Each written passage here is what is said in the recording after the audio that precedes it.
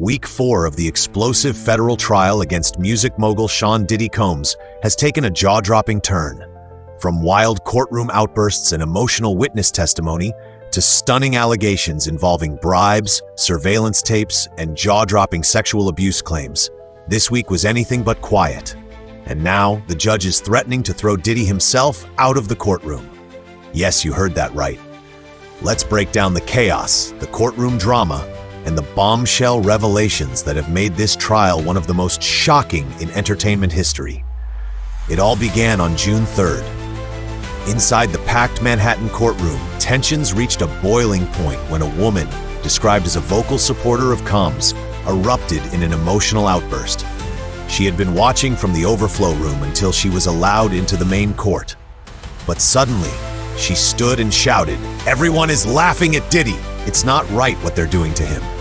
Witnesses say she then turned to Diddy directly, crying out, "People are trying to do you wrong." Court officers quickly intervened. She was forcibly removed from the room as stunned spectators looked on. But the disruptions didn't end there. Just 2 days later, on June 5th, Judge Arun Subramanian turned his attention to Diddy himself. With a visibly sharp tone, the judge warned the defense there should be no facial expressions to the jury. "I could not have been clearer." According to NBC News, the judge accused Diddy of nodding vigorously and staring directly at jurors during a particularly tense line of questioning. That's when the hammer came down. "This is unacceptable," the judge continued. "If it happens again, I will either give a direct instruction to the jury or remove your client from the courtroom entirely." Diddy's attorney, Mark Agnifilo, quickly apologized and assured the judge it would not happen again. But the message was clear. One wrong move, and the bad boy mogul might be watching his own trial from the hallway. Meanwhile, the jury heard harrowing testimony from Brianna Bongolan, a fashion designer and close friend of Diddy's ex-girlfriend, Cassie Ventura. Bongolan returned to the stand for cross-examination, recounting a terrifying night in 2016. She alleges that Diddy held her dangling over the edge of a 17th-floor balcony at Cassie's Los Angeles apartment. The defense team pushed back aggressively, attempting to discredit her story by presenting evidence that Diddy was in New York City during the time of the alleged incident.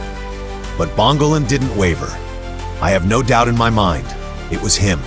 He held me over that balcony," she told jurors, her voice unwavering. Her statement painted a picture of fear, control, and psychological terror, raising serious questions about how far Diddy's alleged actions may have gone behind closed doors.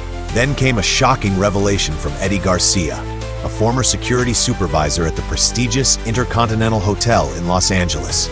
Garcia, who was granted immunity in exchange for his testimony, claimed that Combs once handed over a brown paper bag stuffed with $100,000 in cash to hotel staff.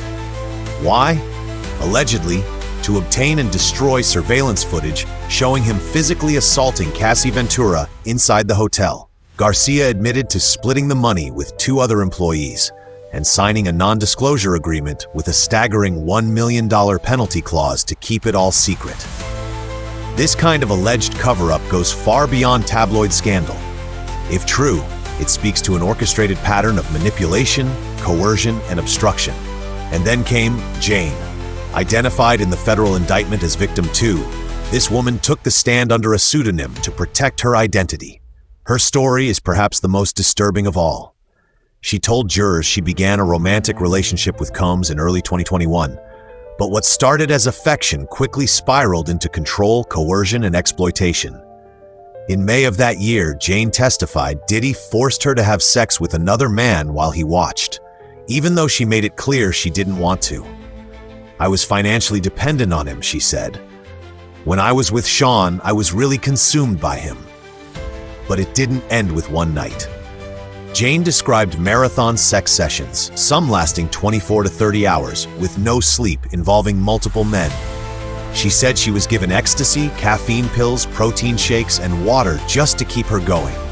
She testified that she repeatedly begged for protection to be used. Diddy's response? He got angry. He guilt-tripped me. He said he didn't want to see a rubber while he was watching, and that was that. All of this unfolds under a mountain of federal charges that include sex trafficking by force, fraud, or coercion, racketeering and conspiracy, transportation for prostitution. Combs has pleaded not guilty to all charges and maintains that these allegations are lies, fueled by money and revenge. But as each week unfolds, more voices emerge, more alleged victims, more chilling stories, and more evidence that suggests a dark, coordinated operation behind the scenes of his glitzy public persona. Week 4 has revealed a trial spiraling into deeper chaos, one where emotions, power, and pain collide. With the judge losing patience, key witnesses testifying under immunity, and new allegations that seem darker each day, one question now looms large. Will justice be served, or is the power of celebrity too strong to fall? Be sure to subscribe and hit the bell for continuing updates on this high-profile trial. You won't believe what's coming next.